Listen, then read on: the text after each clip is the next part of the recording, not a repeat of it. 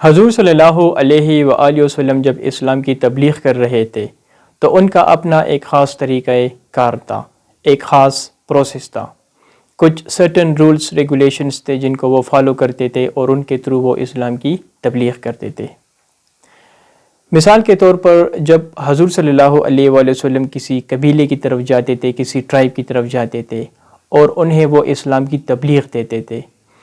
تو ایسا نہیں ہوتا تھا کہ حضور صلی اللہ علیہ وآلہ وسلم اسی ٹائم ان کو مسلمان کرتے تھے، ان پر زکوٰۃ امپوز کرتے تھے اور ان کے اوپر باقی اسلام کے اندر جو فرائض ہے وہ لاگو کرتے تھے۔ ایسا بالکل نہیں ہوا کرتا تھا۔ حضور صلی اللہ علیہ وآلہ وسلم کا جو پروسیس تھا وہ ایسا تھا کہ انہوں نے اس پروسیس کو 3 سٹیجز میں ڈیوائیڈ کیا تھا، یعنی کہ وہ 3 سٹیجز میں ان کو اسلام کی دعوت دیتے تھے۔ سب سے پہلا جو سٹیج تھا اس میں وہ اس طرح کرتے تھے کہ ان ٹرائب کے ساتھ وہ ایک ٹریٹی سائن کرتے تھے، ایک ایگریمنٹ کرتے تھے، ایک معاہدہ کرتے تھے، اور اس معاہدے کے انڈر وہ ٹرائب، وہ قبیلہ سب سے پہلے حضور صلی اللہ علیہ وآلہ وسلم کو ایز اے رولر ایکسیپٹ کرتے تھے اور ان کی سپریمیسی کو وہ ایکسیپٹ کرتے تھے۔ یہ پہلا سٹیج ہوا کرتا تھا۔ پھر اس کے کچھ ٹائم بعد حضور صلی اللہ علیہ وآلہ وسلم اس طرح کرتے تھے کہ سیکنڈ سٹیج میں وہ ان کے اوپر زکوٰۃ امپوز کرتے تھے، عشر امپوز کرتے تھے، جزیہ امپوز کرتے تھے، باقی جو ٹیکسز ہوتی ہے اسلام کے اندر، جو ٹیکسیشن سسٹم ہے، تو ان کی امپلیمنٹیشن وہ کرتے تھے سیکنڈ سٹیج میں۔ اور جو لاسٹ سٹیج ہوا کرتا تھا، جو آخری سٹیج تھا، اس میں وہ اس طرح کرتے تھے کہ اسلام کے اندر جو باقی جو فرائض ہے، جو باقی رولز ریگولیشنز ہے، تو وہ ان کے اوپر وہ امپوز کرتے تھے، وہ ان کے اوپر وہ آخری سٹیج میں لاگو کرتے تھے۔ تو یہ حضور صلی اللہ علیہ وآلہ وسلم کا ایک خاص پروسیس تھا، ایک خاص سسٹم تھا۔ گریجولی وہ لوگوں کو اسلام کی دعوت دیتے تھے اور گریجولی وہ ان کو مسلمان کرتے تھے، اور اسلام کی طرف اگر وہ آ رہے تھے تو ایک سڈن پروسیس نہیں تھا، وہ ایک گریجول پروسیس تھا۔ اچھا، اب جب حضور صلی اللہ علیہ وآلہ وسلم 8 جون 1932 کو وہ اس دنیا سے رخصت ہوتے ہیں، تو مرنے سے پہلے حضور صلی اللہ علیہ وآلہ وسلم نے یہ پروسیس مکمل طور پر امپوز نہیں کیا تھا، مکمل طور پر وہ اس میں کامیاب نہیں ہوئے تھے۔ مثال کے طور پر اگر نارتھ ویسٹ عربیہ کی بات کی جائے، جس میں ہمارے پاس نجد ہے، ہمارے پاس حجاز ہے، ہمارے پاس طائف ہے، تو یہ ایریاز ایسی ایریاز تھے، یہاں پر جتنے بھی قبائل تھے، جتنے بھی ٹرائبس تھے، تو یہاں پر یہ پروسیس سکسیسفلی مکمل ہو چکا تھا، اس پروسیس کی کمپلیشن ہو چکی تھی، اور یہاں پر جتنے بھی لوگ تھے تو انہوں نے دل سے اسلام کو ایکسیپٹ کیا تھا، اور اس کی مین ریزن یہ تھی کہ حضور صلی اللہ علیہ وآلہ وسلم کا جو پروسیس تھا وہ ان ایریاز میں سکسیسفلی امپوزڈ ہو چکا تھا۔ اگر ساؤتھ ایسٹ کی بات کی جائے، جدھر ہمارے پاس یمن ہے، ہمارے پاس بحرین ہے، ہمارے پاس عمان ہے، حضرموت ہے، یہ جو سارے ایریاز تھے، اب یہ ایسے لوگ تھے جنہوں نے فتح مکہ کے بعد ایک بہت بڑی ڈیلیگیشنز جو تھے ڈیفرنٹ گروپس کی شیپ میں وہ مدینہ آتے ہیں اور حضور صلی اللہ علیہ وآلہ وسلم کے ساتھ وہ مختلف ایگریمنٹس کرتے ہیں، جو کہ 630 میں ہوتی ہے۔ اب یہاں پر جو پروسیس تھا تو اس کی جو فرسٹ سٹیج تھی ان کی امپلیمنٹیشن ہو چکی تھی، مطلب کہ ایگریمنٹس تو ہو چکے تھے ان کے درمیان، لیکن جو سیکنڈ اور تھرڈ سٹیج تھا تو سیکنڈ سٹیج بھی کچھ حد تک اس کی امپلیمنٹیشن کافی جگہ پر ہو چکی تھی، مثال کے طور پر یمن میں ہو چکی تھی اور باقی کچھ ایریاز تھی، لیکن بحیثیت مجموعی اگر ہم ساؤتھ ایسٹ ایریا کی بات کی جائے تو یہاں پر حضور صلی اللہ علیہ وآلہ وسلم کا جو پروسیس تھا، جو 3 سٹیجز تھے، تو وہ مکمل طور پر یہاں پر کمپلیٹ نہیں ہوا تھا، اور اس کی مین ریزن یہ تھی کہ حضور صلی اللہ علیہ وآلہ وسلم کا تقریباً کچھ 2-3 سال بعد پھر ان کی ڈیتھ ہوتی ہے اور وہ اس دنیا سے رخصت ہوتے ہیں۔ تو اسی وجہ سے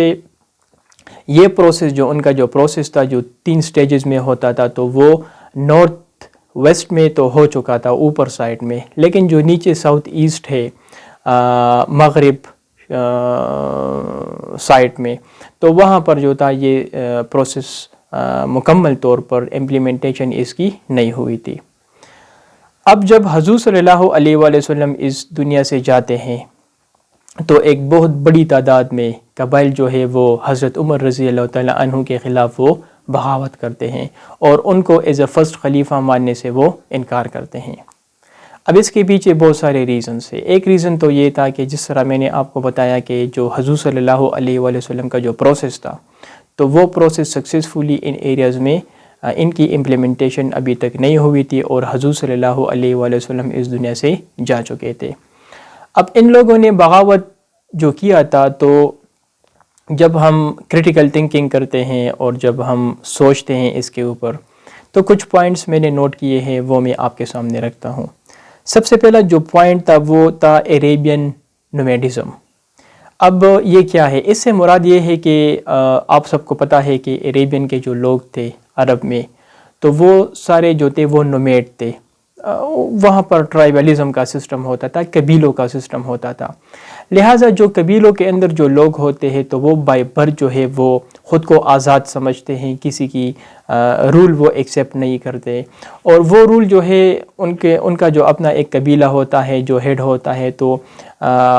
وہ ان کے فیصلوں کو وہ ایکسیپٹ کرتے ہیں۔ لیکن عرب کے اندر اگر اسلام کی آمد سے پہلے عرب میں جو ٹرائبس تھے تو وہ انڈیپینڈنٹ تھے، وہ ان کے اندر فریڈم تھا، لبرٹی تھی، کیونکہ کوئی سنٹرلائز گورنمنٹ ان کے اوپر نہیں تھا۔ یہ تو بعد میں پھر جب حضور صلی اللہ علیہ وآلہ وسلم ریاست کا قیام کرتے ہیں، ایک بنیاد رکھتے ہیں، اور پھر سارے عرب ان کو ایک ایبسولوٹ رولر مانتے ہیں، تو اس کے بعد پھر زیادہ تر اتھارٹی حضور صلی اللہ علیہ وآلہ وسلم کے پاس آتی ہے۔ تو لہٰذا وہ ٹرائبل سسٹم بھی تھا، لیکن ان کے اوپر ایک رولر بیٹھتا ہے اور ایک سنٹرلائز گورنمنٹ کا جو تھے وہ کنسیپٹ پھر وہاں پر عرب میں آتا ہے۔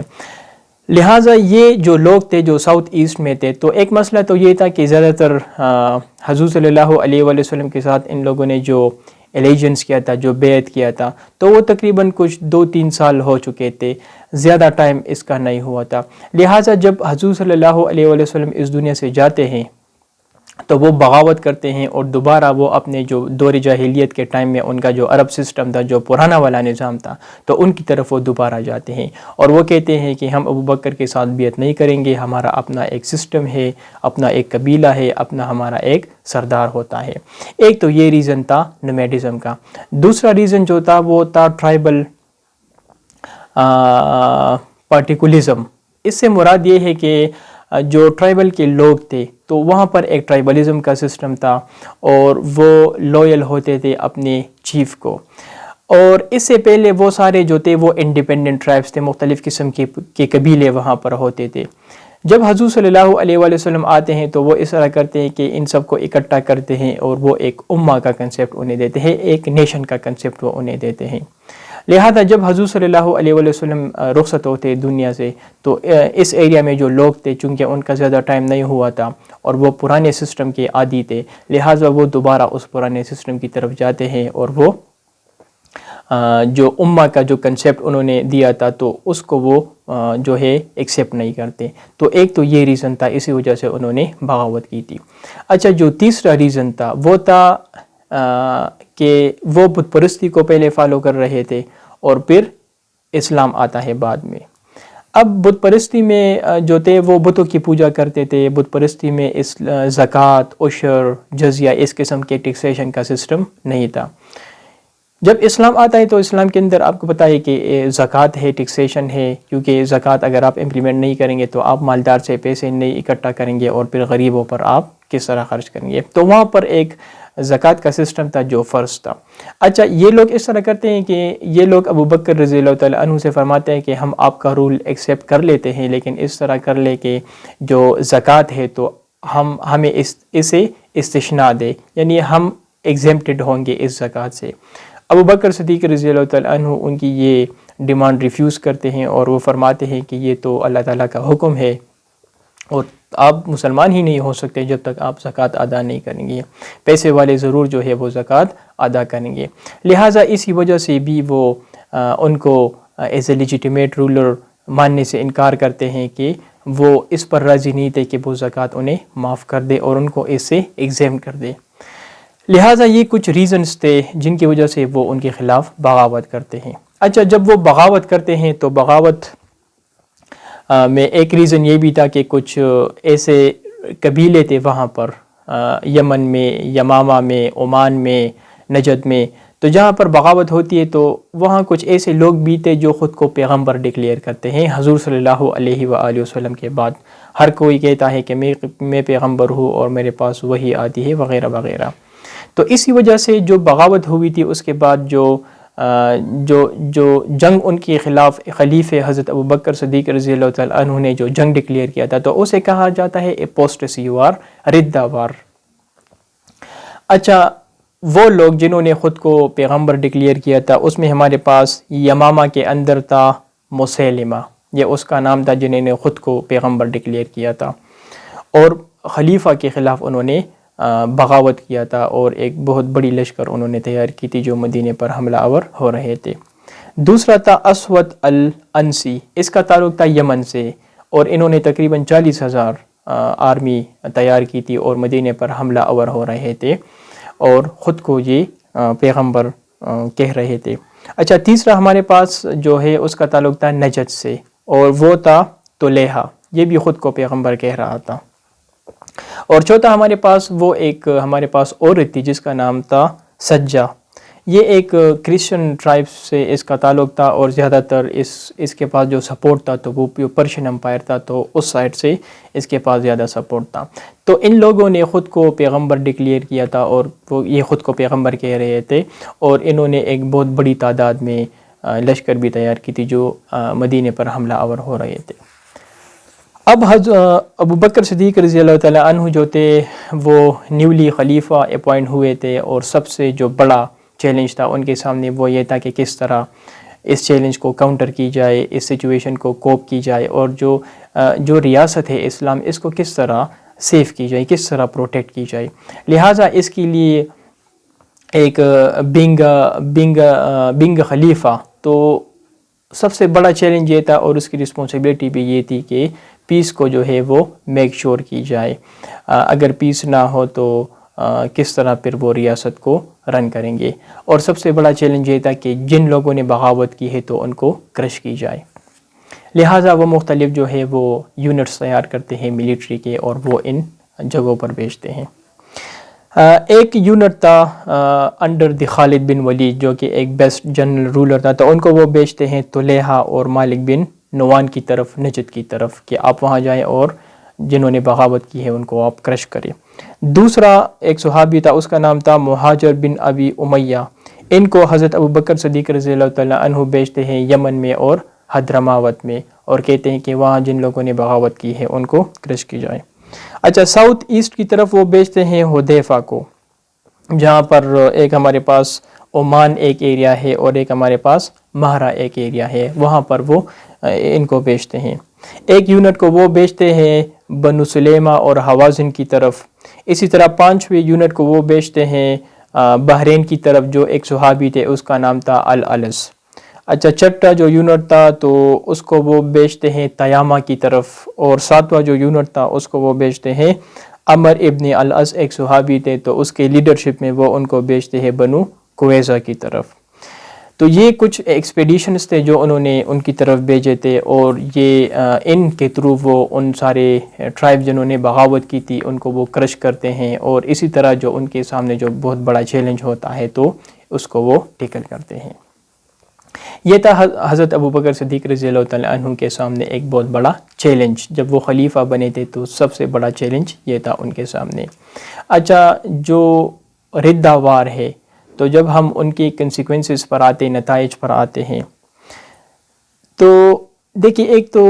اس جنگ کے تھرو حضرت ابوبکر صدیق رضی اللہ تعالیٰ عنہ نے اسلام کو محفوظ کیا، کیونکہ اگر یہ لوگ بغاوت کرتے، مدینے پر حملہ آور ہوتے، تو جو ریاست کی بنیاد حضرت محمد صلی اللہ علیہ وآلہ وسلم نے رکھی تھی، اور جو ریلیجن اسلام جس کو انہوں نے کافی سکسیسفلی پھیلایا تھا، نہ صرف عرب سے بلکہ عرب کے باہر بھی، تو لہٰذا وہ ختم ہو جاتا۔ لہٰذا اسی وجہ سے انہوں نے ری اسٹیبلش کیا، فیتھ کو انہوں نے ری اسٹیبلش کیا۔ اچھا، دوسرا جب ہم اس پوائنٹ پر آتے ہیں تو یہ حضرت ابوبکر صدیق رضی اللہ تعالیٰ عنہ کی ایک گریٹ اچیومنٹ بھی ہے، ایک کامیابی بھی ہے، اور اس سے آپ ان کی جو اسٹریٹجی ہے، جو ملٹری اسٹریٹجی ہے، تو ان سے آپ اندازہ لگا سکتے ہیں کہ کتنا ایک بیسٹ رولر تھا وہ. تو یہ ان کی ایک گریٹ اچیومنٹ بھی تھی. اور اسی طرح تیسرا پوائنٹ، یہ اسلام کی بھی ایک وکٹری تھی، کیونکہ جس طرح میں نے آپ کو بتایا اگر یہ لوگ بغاوت کرتے اور مدینے پر حملہ آور ہوتے اور مسلمانوں کو ختم کرتے، تو جو اسلام ہے تو وہ پھر دوبارہ مطلب پیچھے چلا جاتا، اور جو جاہلیت کا پیریڈ ہے تو پھر دوبارہ وہ ریوائیوڈ ہوتا. تو اسی وجہ سے یہ اسلام کی بھی ایک وکٹری تھی. لہٰذا یہ ابو بکر صدیق رضی اللہ تعالیٰ عنہ کے سامنے جو پہلا بڑا چیلنج تھا تو وہ یہ تھا. Thank you.